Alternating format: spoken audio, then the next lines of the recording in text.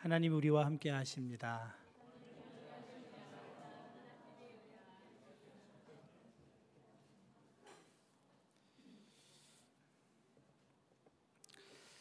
진리를 안다는 것은 생각보다 중요합니다.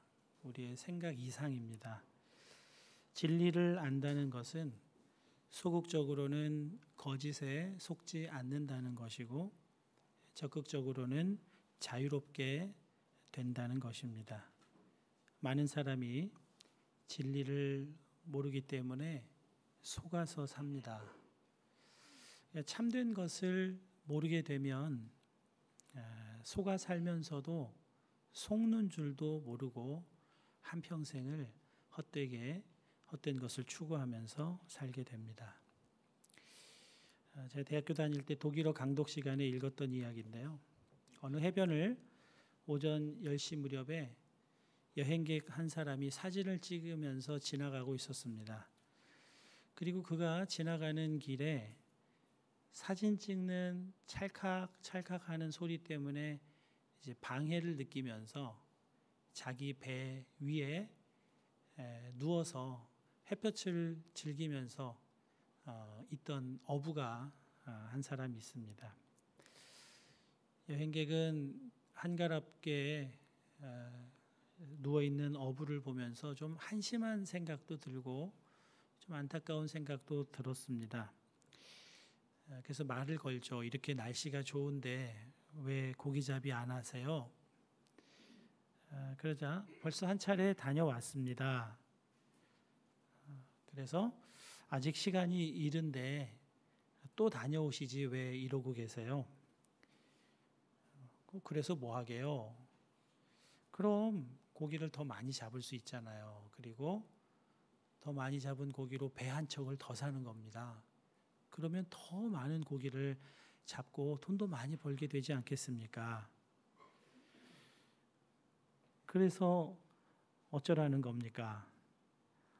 그래서 어쩌라뇨? 그러면 레이더를 장착한 선박을 사서 그 레이더로 고깃대가 지나가는 것을 이렇게 포착해서 엄청난 고기를 잡을 수 있지 않습니까? 요즘에는 헬기에도 이렇게 고깃대를 추적하는 레이더 장치를 가지고 있다는데요. 그래서요. 그러면 이제 돈을 많이 모았으니까 그때는 이렇게 오전 시간에 한가하게 햇볕도 쬐이고 낮잠도 즐길 수 있지 않겠습니까? 그러자 어부가 대답합니다. 당신이 카메라 소리 내면서 여기 오기 전까지 전 그러고 있었습니다. 허무 개그 같은 이야기인데요. 그렇지 않습니다. 여행객과 어부 차이가 무엇입니까? 사회심리학자 에리히 프롬은 이것을 소유냐 존재냐라는 책에서 소유를 추구하는 삶과 존재를 추구하는 삶으로 설명을 한 적이 있습니다. 여행객은 많은 소유가 그를 자유롭게 하고 행복하게 해줄 것이라고 믿고 있는 겁니다. 그 소유를 위해서 근면하게 성실하게 노력하면서 살아야 한다고 믿고 있는 거죠. 반면에 어부는 소유가 그를 자유롭게 하거나 행복하게 한다고 생각하지도 않고 믿지도 않아요.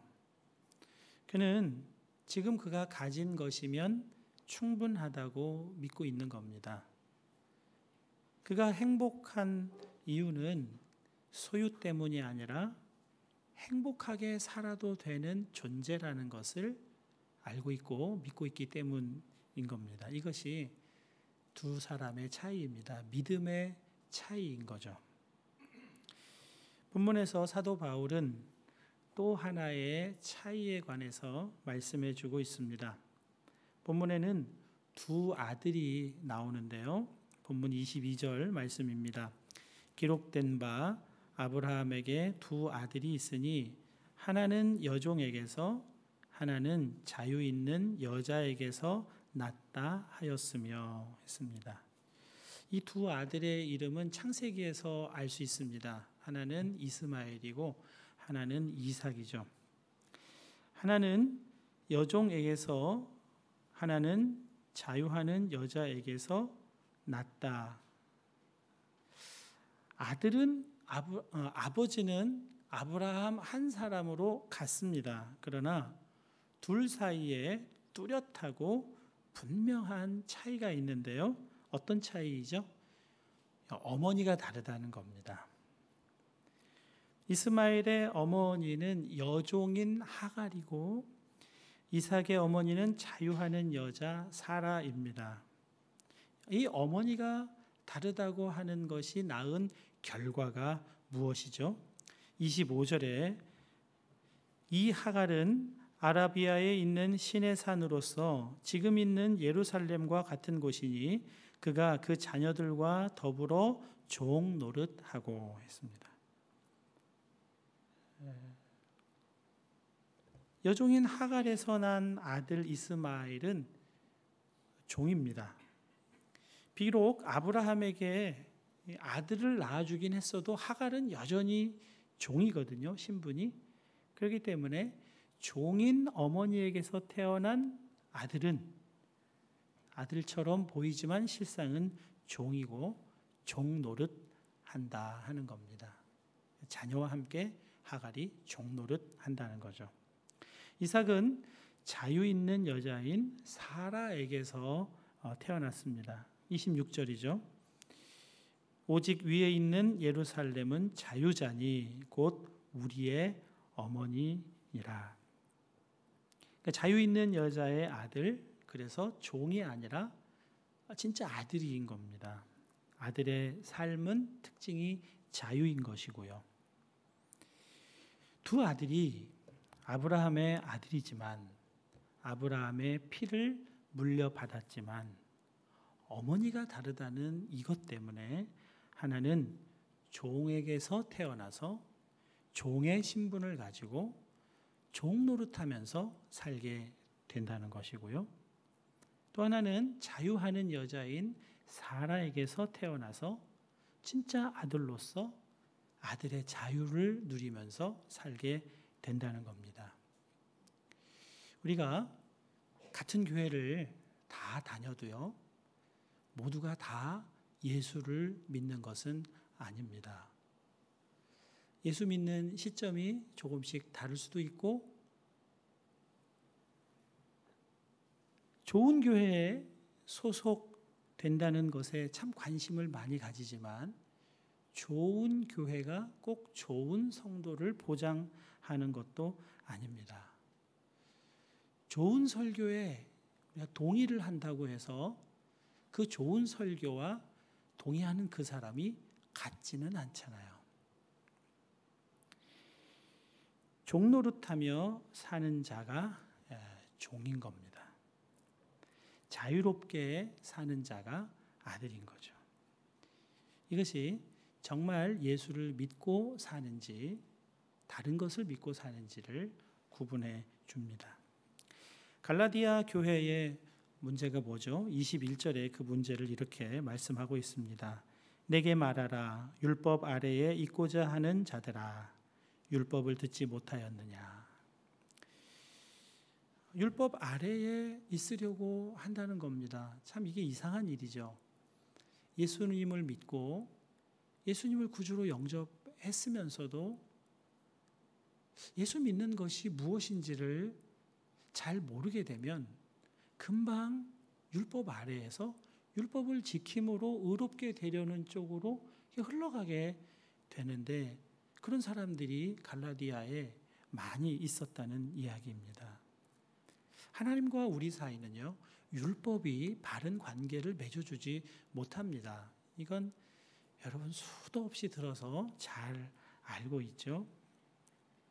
오직 예수님만, 예수 안에서만 하나님과 우리 사이는 바른 관계에 들어가게 되는 거죠. 그런데도 이상하게 예수 믿은 뒤에 다시 율법을 지킴으로 의롭게 되려고 하는 시도들이 나타나고, 그래서 율법 아래에 종살이하고 종노릇하면서 사는 일들이 있다는 겁니다. 4장에 보면 그런 예를 들어놨어요. 날, 달, 해를 지키면서 산다는 겁니다. 우리식으로 말하면 타로점 이런 거 재미로 한번 본다는 거고요. 이사 날짜도 기왕이면 좀 운이 좋은 날, 이런 날을 택일해가지고 이사를 하는 일이 교회 다니는 사람들 안에도 여전히 많이 있다는 거죠. 명절을 지키고 절기를 지키고 할례를 받고 율법을 지킴으로 나의 의로움을 확보하려고 하는 그런 것이 우리 속에 여전히 있다는 것을 말합니다. 이건 옛날 이야기 같지만 요즘 우리에게도 비와 비슷한 경향이 있습니다. 저에게도 그런 경향이 있다는 것을 이 말씀을 준비하면서 좀 깨닫게 되더라고요. 40일 금식하면, 작정 기도하면 더 응답이 될 거라고 하는 기대가 있어요. 예수 이름을 부르는 것만으로도 예수님은 내가 구하지 않은 것까지도 아시고 주시는 분이라고 머리로는 믿으면서 실제로는 내가 작정 기도했으니까, 금식까지 하면서 기도했으니까 하나님이 더 응답을 잘해 주실 거라고 그렇게 생각을 하는 겁니다. 지난 한 주간에 성경도 읽고 기도도 하고 그래서 경건한 생활을 하면 하나님이 은혜를 더 주실 거라는 그런 생각도 하고 은혜를 주셔야만 마땅할 거라고 생각을 합니다. 그런 자격과 조건을 내가 구비해서 하나님을 움직이려고 하는, 내 의도에 맞게 움직이게 하려는 경향성이 계속 우리들에게 있습니다. 저에게 있어요. 저에게. 세상 사람들은 다 그런 가치관으로 살아갑니다. 내가 그런 자격을 가지고 있어야 되고 그런 조건을 구비하고 있어야 된다고 생각을 합니다. 그래서 내 감정 상태가 조금 나쁘고 내가 살고 있는 상황과 환경이 나쁘면 내가 믿음이 없거나 구원받지 못한 거 아닌가 이런 생각까지 합니다. 자꾸만 내 감정 상태를 믿음과 연결지어서 생각을 합니다. 내 삶의 형편과 상황이 괜찮으면 내 잘 믿고 있다고 생각을 하고 상편과 상황이 안 좋으면 잘못 믿고 있는 거 아니냐고 자책하거나 죄의식을 갖게도 됩니다. 이게 율법 아래에 있는 사람뿐 아니라 세상 사람들이 대부분 다 이 가치관으로 살고 있기 때문에 그렇습니다. 세상이 주는 사인에 우리의 시선을 두면, 세상이 주는 메시지에 귀를 기울이면 정말 믿음은 들음에서 납니다. 세상이 얘기해 주는 것도 자꾸 들으면 세상이 말하는 것이 정말 믿어집니다. 그래서 자꾸만 성경을 읽으시라고 하는 거예요. 성경을 읽어서 구원을 따내는 게 아니라 성경을 읽음으로 해서 우리가 어떤 존재인지를 알고 우리를 위하여 하나님이 하신 일이 무엇인지를 알아야 돼요. 그럴 때 세상이 하는 말에 속지 않고 세상이 주는 거짓말에 속아 거짓 믿음을 갖고 살지 않게 되는 것입니다. C.S. 루이스라고 하는 아주 영국의 탁월한 작가가 나니아 연대기라는 아주 역작을 썼죠. 그 3권 제목이 말과 소년입니다. 그 중에 일부를 제가 발췌해서 소개해 드리려고 하는데요. 거기 주인공 소년이 사자에게 아주 쫓겨다닙니다. 그리고 그 사자로부터 여자친구고 나중에 결혼하게 되는 여자친구 아라비스가 다칩니다. 상처를 입습니다.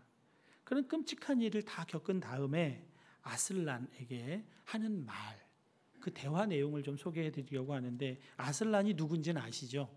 영화 보신 분들은 아실 텐데 아슬라는 거의 하나님과 같은 그런 존재를 상징하고 있습니다. 이런 대화가 이어집니다. 그런 이야기를 아슬란에게 하면서 이 소년이 참 불행한 시간을 보냈다고 얘기를 해요. 여기에 대해서 큰 음성이 말합니다. 나는 너를 불행하게 하지 않았다. 제가 그 많은 사자들을 만난 것이 불운이라고 생각하지 않으세요? 거기에는 단 하나의 사자만 있었다. 목소리가 말했다. 그게 대체 무슨 말이에요? 제가 방금 말씀드렸잖아요. 거기에는 첫날 밤에만 2마리의 사자가 있었다고요. 단 하나의 사자만 있었다. 그 사자가 너무 빨라서 네가 그렇게 느낀 거다.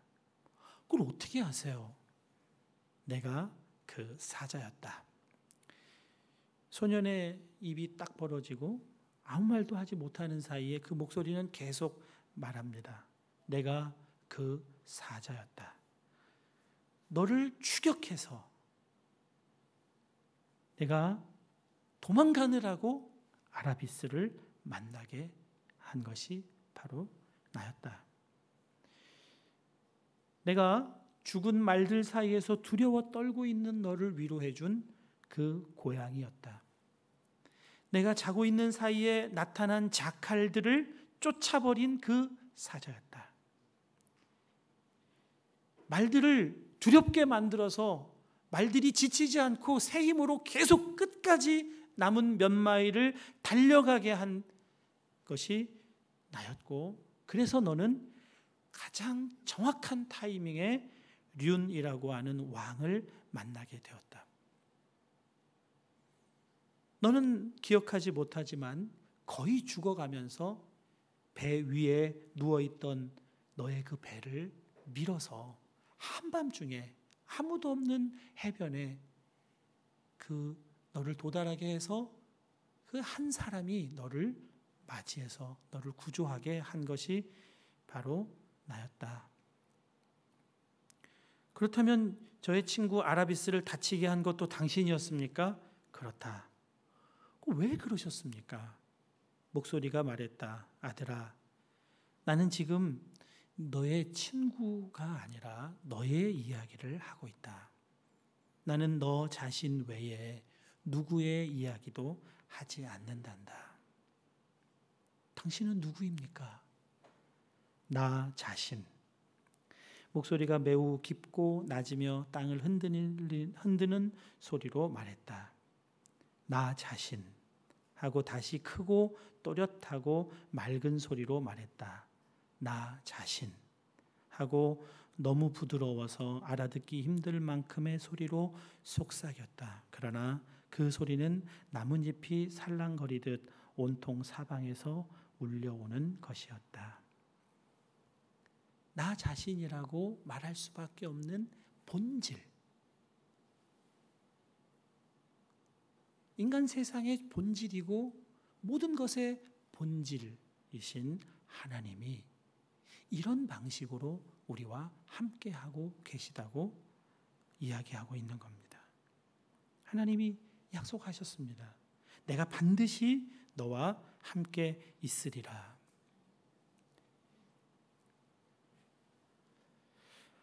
사자와 같이 정말 우리는 쫓겨다니느라고 너무 괴롭고 힘든 시간이지만 그것으로 인해서 만나야 할 사람을 만나게 하시는 분이 하나님이시라는 겁니다.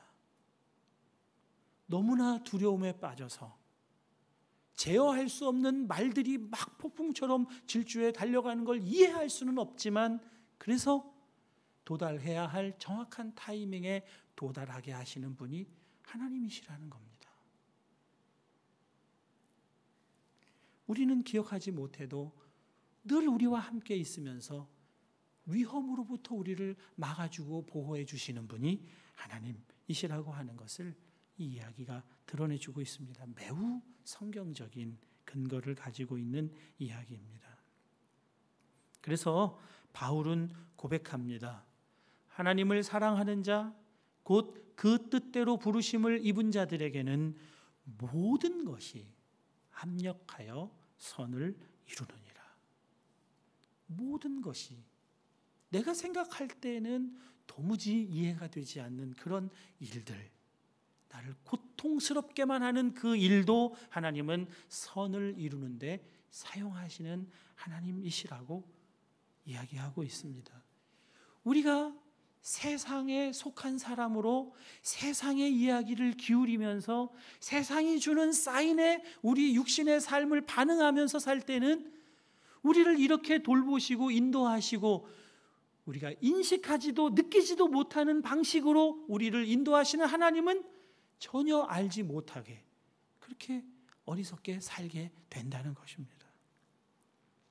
이 두 아들의 본질적인 차이를 23절이 이렇게 말씀하고 있습니다.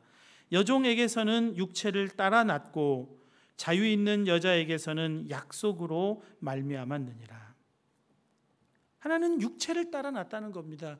육신이 경험하고 느끼고 육신이 주는 사인을 따라서 사는 인생이 종노릇하면서 사는 인생이라는 것입니다. 다른 하나는 약속으로 말미암았습니다. 인간의 가능성에 아무런 기대를 하지 않고 오직 하나님의 약속만을 믿고 나아가는 인생, 그 인생이 아들의 인생이고 자유로운 인생이라고 하는 것을 말씀하고 있는 겁니다. 제가 군대에서 밤에 잠을 못 자고 고통스러워하는 고참을 만난 일이 있습니다. 그 고참은 고등학교 마치자마자 군대에 갔기 때문에 저와 나이가 같았는데도 벌써 이제 한 두세 달 있으면 제대를 해요. 저는 아직도 2년이나 남았는데 그래서 쫄병 입장에서 얼마나 그 고참이 부럽습니까? 곧 제대하니까. 희한하게도 그 말년 병장은 저를 부러워하는 거예요. 그 사람이 밤새 잠을 못 자고 고민하고 눈이 빨개져서 아침에 일어나요. 왜 그렇게 고민하고 힘들어하냐고 했더니 군대 있을 때는 다 해결되잖아요. 먹을 것도 해결되고 입을 것도 해결되고 잠잘 것도 다 해결이 되는데 이제 밖에 나가면 내가 어디 가서 뭘 하면서 뭘 먹고 살아야 될지 모르겠다는 거예요. 어디에 속해서 살아야 될지 모르겠다는 겁니다.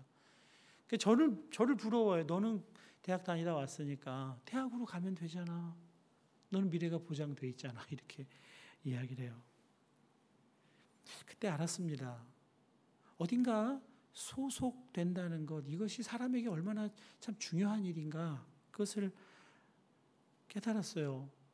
어디 큰 집단이나 안전한 그런 단체에 들어가면 소속되면 나는 안전하다고 생각해요. 안심하고 안식할 수 있다고 생각을 합니다.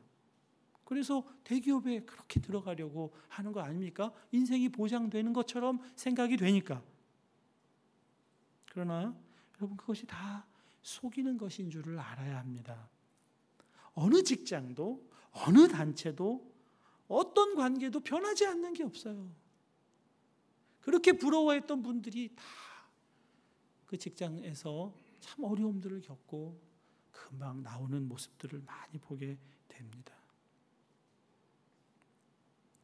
거기에서 안전함을 얻고 안심하고 안식을 얻으며 살 수 있다고 생각하면 정말 큰 코 다칩니다. 그 무너질 때 같이 다 무너지게 됩니다. 우리 그리스도인들은 내가 어디에 속해 있는 사람인지를 알고 사는 사람들입니다. 어디에 속해야 참된 안전을 누리며 살 수 있는지를 아는 사람들이에요.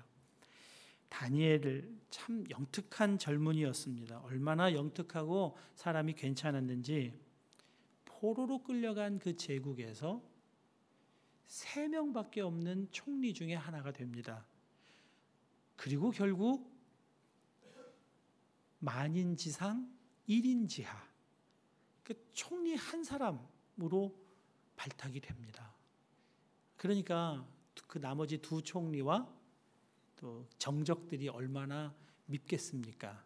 함정에 빠뜨려서 그를 떨어뜨리려고 하죠. 공경에 빠뜨릴 계략을 세우는데요. 다니엘의 습관을 그의 곤경으로 함정으로 만듭니다. 다니엘이 하루에 3번 예루살렘을 향해 난 창을 열고 기도했습니다. 그것을 알고 황제에게 1달 동안 황제 이외에는 어느 누구에게도 기도하거나 절하지 않는 금지령을 선포하십시오. 충성도를 알아봐야 됩니다. 어기는 자는 지위 고하를 막론하고 다 사자굴로 보내십시다. 왕이 거기에 도장을 쾅 찍었습니다. 다니엘이 그것을 읽었어요. 어떻게 해요? 아마 저였으면 하나님 뭡니까? 하루 3번 기도하는 거 싫으세요? 기도하지 말까요? 기도하지 말라는 사인입니까? 이렇게 받아들일 것 같아요. 다니엘이 어떻게 하죠? 다니엘서 6장 10절입니다. 다니엘이 이 조서에 왕의 도장이 찍힌 것을 알고도 자기 집에 돌아가서는 윗방에 올라가 예루살렘으로 향한 창문을 열고 전에 하던 대로 하루 3번씩 무릎을 꿇고 기도하며 그의 하나님께 감사하였더라. 어떻게 이런 상황에서 감사할 수 있는지 불가사의하죠. 그러나 다니엘은 그 어려움, 어떻게 판단을 해야 좋을지 정말 혼란스러운 그 상황을 감사로 받았습니다. 이게 정말 중요합니다. 어려운 상황. 지금까지 한 번도 겪어보지 않은 그런 어려움 왔을 때 하나님 감사합니다. 이것을 통해서도 하나님은 하나님 되실 줄 믿습니다. 하나님께서 저를 위해 일하실 줄 믿습니다. 이렇게 감사로 받았습니다. 그리고 그는 똑같이 예루살렘 향해 난 창을 열고 하루에 3번 기도합니다. 하나님께서 그가 믿는, 다니엘이 믿는 그 하나님께서 사자굴에 들어간 다니엘을 보호하시죠. 전능하심으로 사자의 입을 막으십니다. 어디에 속해야 할 것인가? 황제의 법령을 따라서 황제가 하라는 대로 시키는 대로 해서 황제에게 속해서 산다는 것은 안전한 거죠. 안심할 수 있는 겁니다. 그러나 다니엘에게 황제는 그의 안전을 보장해 주는 존재가 아니었습니다. 그의 안전을 보장해 주는 존재는 하나님이세요. 눈에 보이지는 않지만, 그러나 그분이 참된 실제이시고 참된 능력이 그분에게 있다는 것을 믿어요. 그 상황에서 다니엘은 하나님의 약속을 붙듭니다. 열왕기상에서 하나님이 성전을 건축한 솔로몬의 기도를 들으시고 이후로 누구든지 이 성전을 향하여 기도하면 내가 그 기도를 다 들어주겠다고 하는 하나님의 이 약속을 떠올립니다. 그리고 그 약속을 붙들어요. 약속을 믿는 겁니다. 세상이 주는 상황, 세상이 주는 환경, 내 감정을 믿는 것이 아니라 하나님의 약속을 믿는 겁니다. 그리고 기도해요. 하나님은 정말 하나님이 하실 수 있는 하나님 크기의 놀라운 일을 그 어려운 상황에서 하시는 것을 보여주시죠.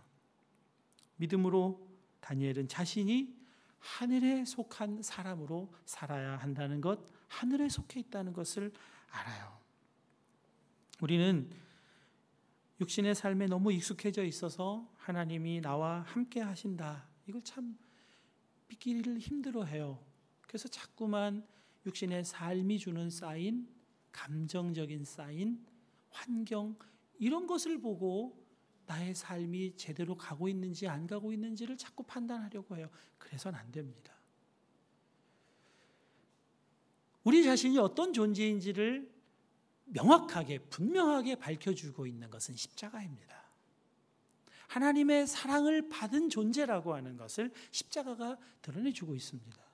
언제 우리가 구원받았습니까? 아직 죄인 되었을 때 구원받았습니다. 그렇기 때문에 여러분이 조금 실수하고 조금 잘못해도요, 여러분은 그 구원에서 떨어지지 않습니다. 여러분이 좀 어려움을 겪는 것이 구원에서 떨어진 증거가 아닙니다. 그러니 우리는 무엇을 바라보아야 합니까? 십자가에서 이루어진 그 놀라운 일을 바라보고 살아야 합니다. 우리는 하나님과 연합된 존재입니다. 예수 그리스도를 구주로 영접하는 자는 누구나, 영접하는 자, 곧 그림을 믿는 자들에게는 하나님의 자녀가 되는 권세를 주셨습니다. 하나님과 함께 살도록 하셨습니다. 하나님과 하나 되게 하셨습니다. 이것이 우리의 실제입니다. 이것이 우리의 본질입니다. 눈에 보이진 않지만 육신으로 느껴지진 않지만 성경이 말씀하시는 진리는 바로 그것입니다. 우리가 어떤 존재인지를 알아야, 믿어야 그 믿음대로 사는 것 아니겠습니까? 안 믿어지면 육체를 따라 노력하고 성실하게, 근면하게, 그렇게 행복하게 될 때만 바라보면서 하나도 행복함을 누리지 못하고 그냥 살아갑니다. 우리 존재가 무엇인지를 아는 것, 진리를 아는 것이 그래서 그렇게 중요합니다. 여러분이 공로를 세워서 하나님과 하나 된 존재가 아닙니다. 여러분이 자격이 있어서 하나님의 아들 된 것 아닙니다. 유일하게 한 것이 있다면, 한 것도 아니지만 진리를 받아들인 것뿐입니다. 예수님 영접한 것뿐이고 예수님 믿은 것뿐입니다. 그것으로 우리는 이미 하늘에 속한 사람으로 사는 겁니다. 이것을 믿을 때, 이것이 정말 믿어질 때 우리 삶에 사자와 같은 것이 우리를 죽이려고 달려드는 것 같은 상황에서도 두려워하지 않고 감사함으로 받으면서 사는 능력이 거기서 나오는 거예요. 상황 볼 때는, 사람 볼 때는 그 능력 안 나옵니다. 하나님 바라보셔야 됩니다. 그래서 정말 목회를 다 마친 원로 목사님이 후배 목사들에게 늘 하시는 말씀이 있대잖아요. 사람 믿을 존재가 아니다. 하나님만 믿어라. 사람은 사랑할 존재이다. 그렇게 말씀하신다고 하죠. 여러분 안심하셔도 돼요. 우리는 하나님을 잘 몰라도요, 하나님은 우리를 아십니다. 우리를 너무나 잘 아세요. 시편 139편 1절에서 4절이 그것을 말씀해 줍니다. 여호와여, 주께서 나를 살펴보셨으므로 나를 아시나이다. 주께서 내가 앉고 일어섬을 아시고 멀리서도 나의 생각을 밝히 아시오며 나의 모든 길과 내가 눕는 것을 살펴보셨으므로 나의 모든 행위를 익히 아시오니 여호와여, 내 혀의 말을 알지 못하시는 것이 하나도 없으시니이다. 하나님은요, 우리가 앉는 것도 아시고 일어서시는 것도 아시고 들어오는 것도 아시고 나가는 것도 아시고 우리의 생각을 아시고 우리가 하는 말도 다 아신대요. 두려우세요? 두려움을 가지고 벌 받으면 안 되니까 행동거지 똑바로 하고 말도 똑바로 하라, 그런 의미에서 이 말씀을 하시는 겁니까? 그렇지 않아요. 우리를 사랑하신다는 겁니다. 중고등학교 다닐 때 교회 다녀보신 분들은 그런 경험이 다 있으실 거예요. 교회 중고등부 가면 대부분 한두 달짜리 썸을 타게 돼 있습니다. 뭔지 아세요? 썸 타는 거? 괜히 이렇게 마음이 가고 좋아하고 관심이 가고 그랬다가 한 두어 달 지나면 또 다른 사람으로 바뀌고 뭐 이런 일들이 있죠. 저만 그랬나요? 네. 학생부가 토요일 날 모였어요. 토요일 날 모이면 이제 모임에 이제 가잖아요. 다 제 시간에 오지는 않아요. 근데 내가 관심 있어 하는 형제, 자매가 안 오면 궁금하죠. 그리고 계속 시선이 어디에 가 있어요? 문에 가 있습니다. 언제 들어오나. 조용히, 소리도 안 나게 조용히 문 열고 들어와도요, 그 사람은 알아요. 왔구나. 알아요. 와서 앉아서 같이 말씀도 듣고 찬양도 하고 그러는데 무슨 일인지 일어나요. 조용히 일어나겠죠. 그 모임에 방해가 안 돼야 되니까. 조용히 일어나도 알아요. 일어나는지 앉는지 다 알아요. 여러분, 관계가 깊어지면요, 말하지 않아도 눈빛 보고 알아요. 그냥 눈짓 보면 알아요. 하나님이 그렇게 우리를 아신다는 겁니다. 하나님 우리를 그렇게 아세요. 그러니까 여러분이 하나님을 좀 잘 몰라도요, 괜찮아요. 알아가시면 돼요. 하나님은 여러분을 아세요. 여러분이 무엇을 필요로 하는지, 어떤 마음인지 하나님은 모르실 거야. 걱정하지 마세요. 아세요. 다 아세요. 그 마음을 아세요. 그리고 여러분을 하나님께서 온전한 길로 인도하실 겁니다. 오늘 설교 제목이 하늘에 속한 사람인데요. 이 책 제목이에요. 윈 형제라고 하는 중국에서 지하교회를 섬기느라고 또 공산 치하에 있는 중국에서 복음 전하느라고 정말 수없이 고생을 많이 한 윈 형제라고 하는 사람의 자전적 이야기를 책으로 담은 게 하늘에 속한 사람이라는 책 제목입니다. 그가 복음 전하다가 공안에게 잡혀서 죽도록 매를 맞습니다. 정말 너무너무 고통스러우니까 하나님, 제 영혼을 데려가 주세요. 제 생명 가져가 주세요. 그렇게 기도를 해요. 근데 하나님이 내가 안다. 그렇게 얘기를 하신 거예요. 내가 안다. 너무너무 아프고 힘들어요. 못 견디겠어요. 하나님, 저 데려가세요. 내가 너를 안다.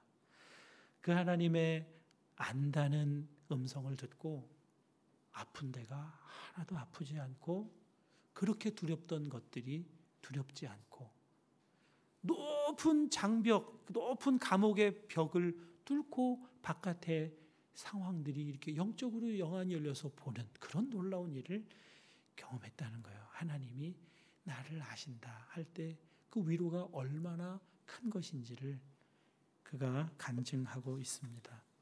여러분, 하나님이 여러분을 아세요. 왜요? 아들이니까. 하나님 자녀니까. 하나님의 소유니까. 하나님의 피조물이니까. 하나밖에 없는 아들을 주고 그 속전으로 사셨으니까. 하나님의 것이기에 여러분을 아십니다.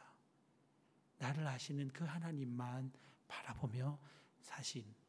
그래서 위로와 능력으로 세상에서 승리하는 저와 여러분 되시길 바랍니다. 우리 함께 찬양하겠습니다. 임재